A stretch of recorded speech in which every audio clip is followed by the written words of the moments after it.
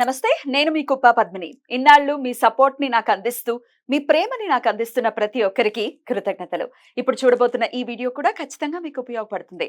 Like, share and subscribe చేసి మీ ఇష్టాన్ని, అలాగే మీ సపోర్ట్‌ని నాకందించండి. అలాగే ఈ వీడియో పట్ల మీ అభిప్రాయాన్ని కామెంట్ సెక్షన్‌లో కామెంట్ చేసి నాకు తెలియజేయండి.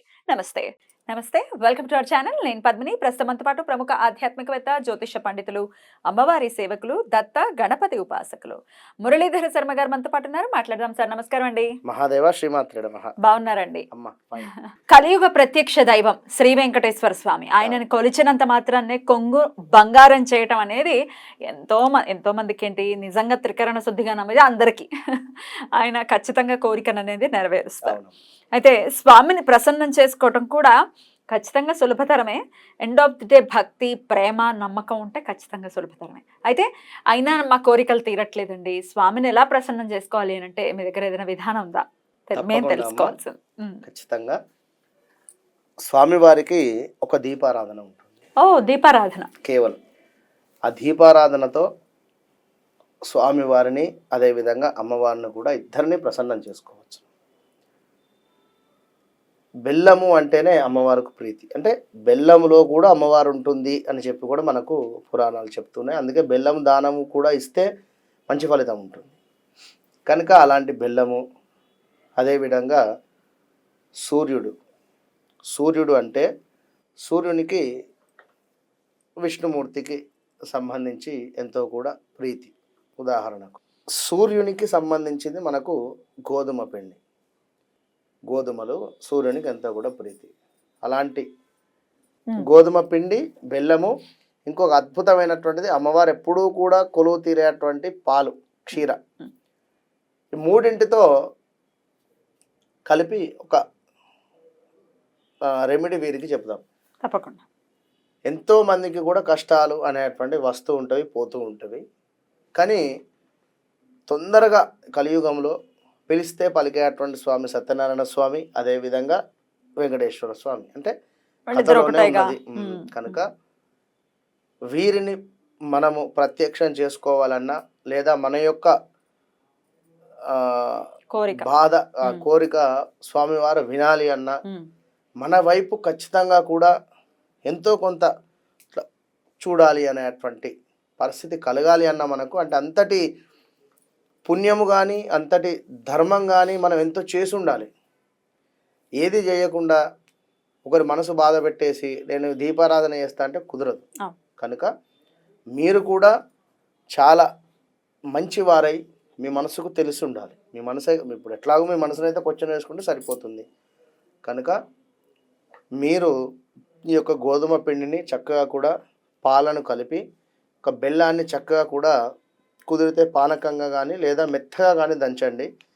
ఈ మూడిటితో కూడా ఒక లడ్డూలాగా చేయండి దీన్ని, 3 మిశ్రమాలతో. అయిన తర్వాత మనకు గోధుమ పిండితో దీపాలను చేస్తారు కదా. ఆ విధంగా 2 జస్ట్ ఒక హోల్ చేస్తా పెద్ద సైజుగా ఉండేటువంటివి మంచి దీపాలు చేయండి.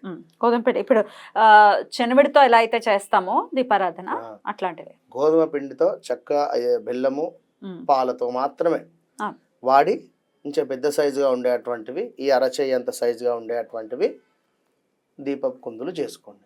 చేసుకొని చక్కగా కూడా మంచిగా కూడా ముగ్గు వేసుకోండి. ముగ్గే లక్ష్మీదేవి కనుక మంచిగా అష్టదళ పద్మం కానీ లేదా ఇంకేదైనా మంచి ముగ్గు వేసుకోండి. వేసుకొని ఆ యొక్క ముగ్గు మీద ఈ 2 కూడా పెట్టే ప్రయత్నం చేయండి. కింద కుదిరితే రావి ఆకు కానీ లేదా తమలపాకు కానీ పెట్టండి. పెట్టేసి ఈ యొక్క పిండితో చేసినటువంటి ప్రమిదలు అక్కడ ఉంచేసి అందులో మీరు ఆవ నూనె పోయండి. ఆవ నూనెతో పాటుగా 7 వత్తులు వేయండి. సపరేట్గా 7 వత్తులు వేయండి. 7 వత్తులు వేసిన తర్వాత 8వది స్వామివారికి వడ్డీ రూపకంగా, ఇప్పుడు 7 ఎట్లనైతే 7 కొండలు స్వామివారికి ఉన్నావో ఆ విధంగా 7 మీరు వత్తులు వేసి 8వది వడ్డీ కాసుల వాడి రూపకంగా భావన చేసుకొని, వడ్డీ కాసుల వాడా అని చెప్పి మా అప్పులు తీరాలి లేదా నాకు ఈ సమస్య తీరాలి అని చెప్పి 8వ వత్తి వేసి చక్కగా కూడా 8వ వత్తి నుండి అన్ని ముట్టియండి. 2 ప్రమిదలు చెప్పారు కదా, మరి 2 ప్రమిదలు, రెండిట్లో 7, 8, ఇందులో కూడా 8. ఇందులో మొత్తము కూడా 8 8 16 16 అంటే ఎంత అవుతుంది? 7 అవుతుంది మళ్ళీ. అంతే. కనుక ఆ విధంగా దీపారాధన చేయండి. చేసిన తర్వాత ఖచ్చితంగా స్వామివారి యొక్క గోవిందనామాలు కానీ లేదా మనకు అష్టోత్తరాలైనా కూడా చదవండి. ఇద్దరివి చదవండి, లక్ష్మివి అదేవిధంగా స్వామివారి. గోవిందనామాలు లేదు అనేటువంటి సందర్భంలో విష్ణు సహస్రనామాలు చదవండి. Simple remedy. ఇక ఇవంతా కాదు గురువుగారు అనుకుంటే ఓం నమో భగవతే వాసుదేవాయ, ఓం నమో భగవతే వాసుదేవాయ అనేటువంటి మంత్రాన్ని ఖచ్చితంగా 1008 సార్లు చదవండి. ఇట్లా మీరు 7 శనివారాలు చేయండి. 7వ శనివారం లోపే ఖచ్చితంగా స్వామివారు మీకు రిజల్ట్ చూపిస్తాడు 100%. అయితే ఈ చేసేటువంటి సందర్భంలో ఖచ్చితంగా కూడా మీరు గోల్డ్ రిలేటెడ్ కానీ ఎల్లో రంగుగా ఉండేటువంటి బట్టలు వేసుకొని చేయండి. సారీస్ కానీ గోల్డ్ రిలేటెడ్ కానీ పసుపుతో ఉండేటువంటివి, పసుపు రంగు లుంగీలు కానీ పసుపు రంగు అంగీ కానీ ఇట్లా వేసుకొని చక్కగా నిష్టగా కూడా చేయండి. 7 శనివారాలు కూడా ఇంట్లో ఎలాంటి యాక్టివిటీస్ పెట్టుకోకండి.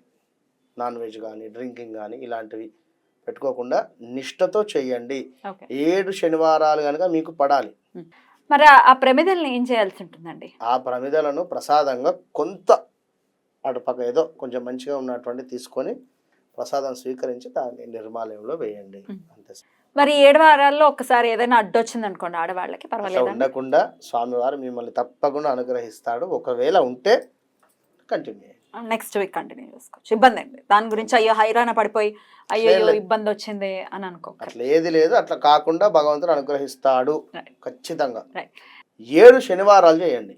7వ శనివారం లోపే ఖచ్చితంగా స్వామివారు మీకు రిజల్ట్ చూపిస్తాడు 100%. అయితే ఈ చేసేటువంటి సందర్భంలో ఖచ్చితంగా కూడా మీరు గోల్డ్ రిలేటెడ్ కానీ ఎల్లో రంగుగా ఉండేటువంటి బట్టలు వేసుకొని చేయండి. సారీస్ కానీ గోల్డ్ రిలేటెడ్ కానీ పసుపుతో ఉండేటువంటివి, పసుపు రంగు లుంగీలు కానీ పసుపు రంగు అంగీ కానీ ఇట్లా వేసుకొని చక్కగా నిష్టగా కూడా చేయండి. 7 శనివారాలు కూడా ఇంట్లో ఎలాంటి యాక్టివిటీస్ పెట్టుకోకండి. నాన్ వెజ్ కానీ డ్రింకింగ్ కానీ ఇలాంటివి పెట్టుకోకుండా నిష్టతో చేయండి. 7 శనివారాలు కనుక మీకు పడాలి. మరి ఆ ప్రమిదల్ని ఏం చేయాల్సి ఉంటుందండి? ఆ ప్రమిదలను ప్రసాదంగా కొంత అటుపక్క ఏదో కొంచెం మంచిగా ఉన్నటువంటి తీసుకొని ఇబ్బంది వచ్చింది అని అనుకో. అట్లా ఏది లేదు. అట్లా కాకుండా భగవంతుడు అనుగ్రహిస్తాడు ఖచ్చితంగా. అద్భుతం అండి, చాలా చక్కటి విధానాన్ని తెలియచేశారు. డెఫినెట్ గా ఈ దీపారాధన చేసుకుని స్వామి యొక్క కరుణకి పాత్రలే వాళ్ళ కోరికలు తీరాలని మనస్ఫూర్తిగా కోరుకుంటూ కృతజ్ఞతలండి. నమస్కారం. మహాదేవ.